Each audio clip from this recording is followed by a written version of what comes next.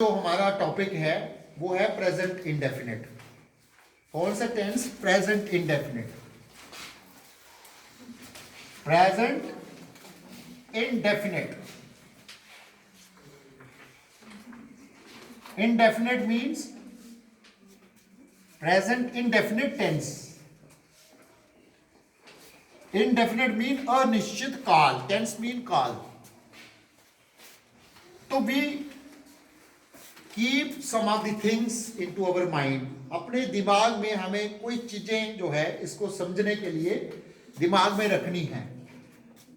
ये इस टेंस में जो सेंटेंस खत्म होते हैं वो ता है, ते है आदि से समाप्त होते। ता है, ते है, वह जाता है, वह आता है, वह खाता है, पर पता नहीं कब जाता है। तो इफ अगर वाक्य जो है, सब्जेक्ट जो है, अगर सब्जेक्ट क्या है? सिंगुलर है, he, she, it, Sita, Gita, are singular है। अगर सब्जेक्ट सिंगुलर है तब हम इसके साथ वर्ब की फर्स्ट फॉर्म का प्रयोग करते हैं, प्लस एस या ईएस का प्रयोग होता है।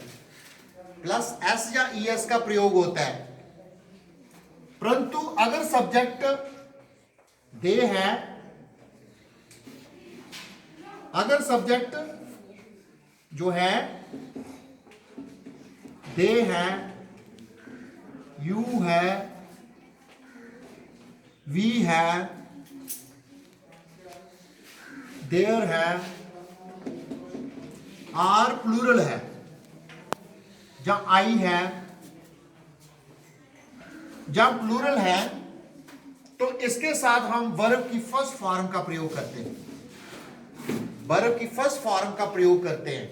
इसके साथ एस या ईएस कभी नहीं लगाते हैं। ये आपने ध्यान में रखने हैं। बहुत सारी चीजें जो है आपने अपने माइंड में रखनी है। तो अगर हम जब नेगेटिव बनाते हैं इस सेंटेंस, इस टेंस में हम जब नेगेटिव बनाते हैं, नेगेटिव सेंटेंसेस में हमें ध्यान रखना है। नेगेटिव सेंटेंसेस में हमने ध्यान रखना है, उसमें हम डज नॉट का, नेगेटिव सेंटेंसेस में डज नॉट प्लस वर्ब की फर्स्ट फॉर्म लगती है अगर सिंगुलर है।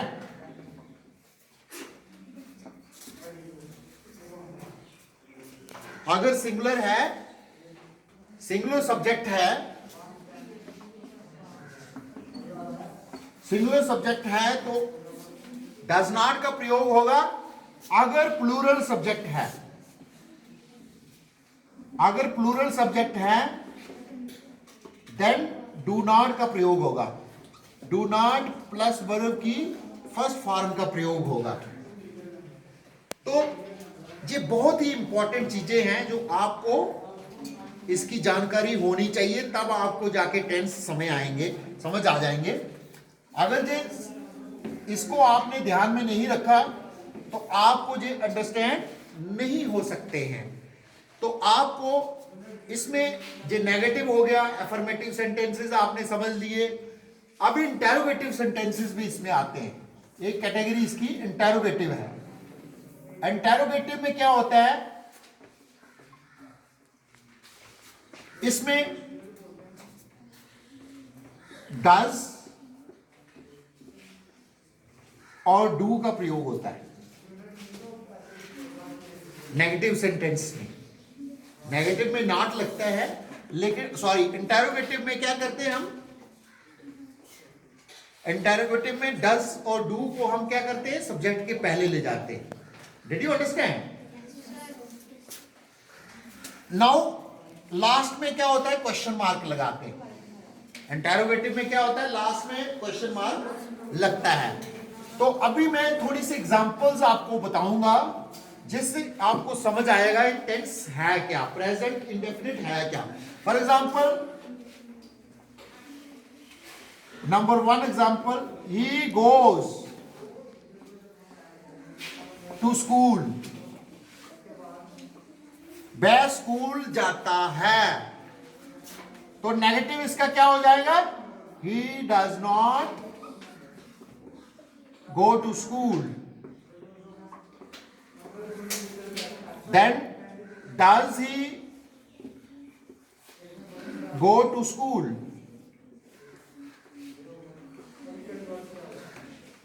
Does he go to school? वह स्कूल जाता है। He does not go to school. वह स्कूल नहीं जाता है। Does he go to school? क्या वह स्कूल जाता है? One more example I can give you. She sings a song. Sings a song. वह एक गाना गाती है। She does not sing a song. Sing a song. This is negative. वह एक गाना गाती है, वह एक गाना नहीं गाती है। ता है, ती है, लास्ट में आ रहा है ना, it means you are forming, जो आपकी फॉर्मेशन है सेंटेंस की वो करेक्ट है। Then does he, does she Singh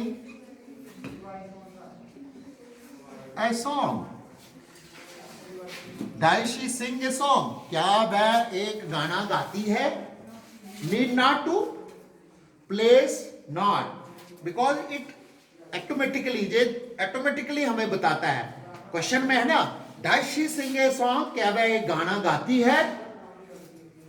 then we can quote more example.